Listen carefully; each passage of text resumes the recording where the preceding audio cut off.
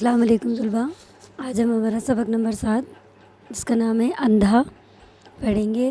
اندھا جو ہمارا سبق ہے، یہ جو ہماری نظم ہے، یہ آپ کے حفیظ جلندری نے لکھی ہے، اور اس میں کس کس طریقے کے غم یا کس کس طریقے کی مصیبت اندھوں کو، جو اندھے لوگ ہوتے ہیں، انہیں اٹھانی پڑتی ہے، اس کے بارے میں ہمیں سبق میں بتایا ہے۔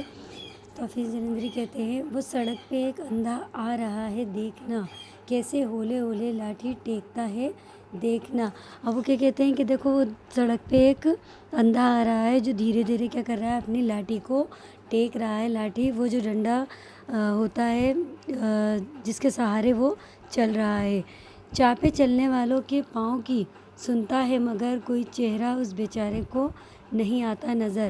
اور کیا کہتے ہیں کہ چاپ جو ہوتی ہے، آہٹ یعنی چلنے کی جو آواز ہوتی ہے، وہ تو وہ کیا ہے، سب کی سنتا رہتا ہے، آواجاہی جو ہے وہ سب کی محسوس کرتا لیتا ہے، لیکن چہرہ جو ہے وہ اس بیچارے کو کسی کا بھی نظر نہیں آتا ہے۔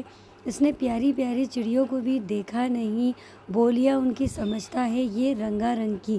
یہ کیا کہتے ہیں کہ جو یہ اندھا ہے، اس نے نہ تو اللہ کی مخلوق جو بہت پیاری پیاری چڑیاں بنائی گئی ہیں ان کی بولیوں کو تو یہ سمجھتے ہیں، ان کی جو رنگا رنگ قسم قسم کی الگ الگ طریقے کی ان کی جو بولیاں ہیں ان کو تو یہ سمجھ لیتے ہیں، لیکن کبھی بھی اصل میں ان چڑیاؤں کو انہوں نے نہیں دیکھا ہے۔ خوبصورت پھول کی صورت کبھی دیکھی نہیں، لہلاتے سبز کی رنگت کبھی دیکھی نہیں۔ اور جو خوبصورت پھول ہیں، جو بہت اچھے اچھے طریقے کے پھول ہیں، وہ پھول ان کی جو صورت ہے، ان کی جو بناوٹ ہے، وہ کبھی انہوں نے دیکھے نہیں ہیں۔ اور لہلاتے ہوئے سبزے جو ہریالی ہے، ان کی رنگت بھی کبھی نہیں دیکھی۔ آسماں پر اس نے تاروں کی چمک دیکھی نہیں، کہ پردے میں بجلی کی جھلک دیکھی نہیں۔ اور یہ کیا کہتے ہیں کہ آسمان پہ جو تارے چمک رہے ہیں، جو بہت ہی خوبصورت نظر آتے ہیں، یہ تارے بھی انہوں نے کبھی چمکتے ہوئے نہیں دیکھے ہیں، اور نہ ہی کبھی فلک پر جو بجلی کڑکتی ہے یا جو بجلی اوجل ہوتی ہے، وہ بادل کے اندر کی بجلی بھی انہوں نے کبھی نہیں دیکھی۔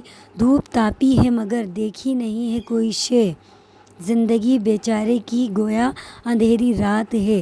ابھی کیا کہتے ہیں کہ دھوپ تاپی ہے، دھوپ تو سینکی ہے انہوں نے، کیونکہ دھوپ کیا ہے، ایک محسوس کرنے والی چیز ہے، مگر کوئی بھی شے، دنیا کی کوئی بھی چیز انہوں نے کبھی دیکھی نہیں ہے۔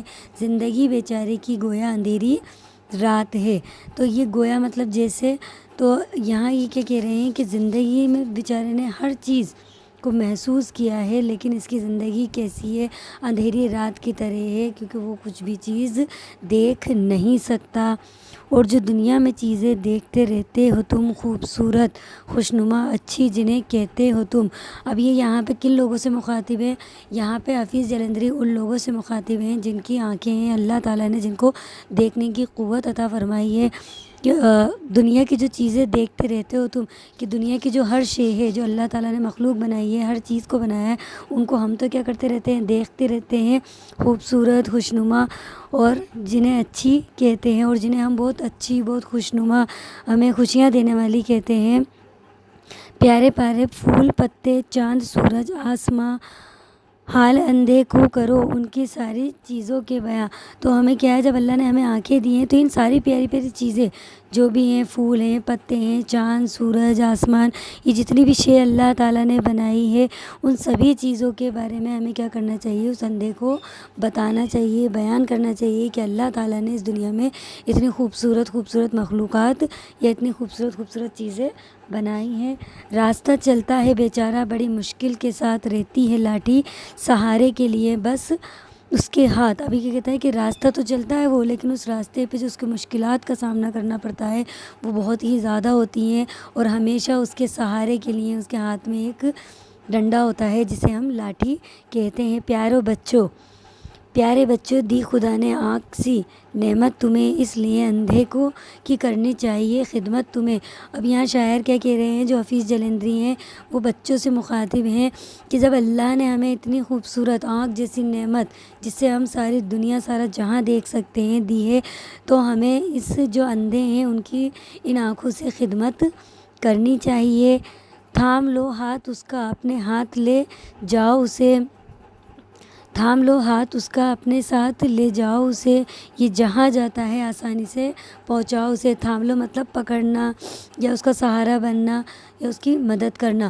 تو ہمیں کیا کرنا چاہیے، اندھوں کا ہاتھ تھام لینا چاہیے اور یہ جہاں جانا چاہتے ہیں وہاں آسانی سے انہیں پہنچا دینا چاہیے۔ تو حفیظ جلندری جو ہیں وہ اندھوں کی سبھی پریشانیوں کو یہاں پر بیان کر رہے ہیں۔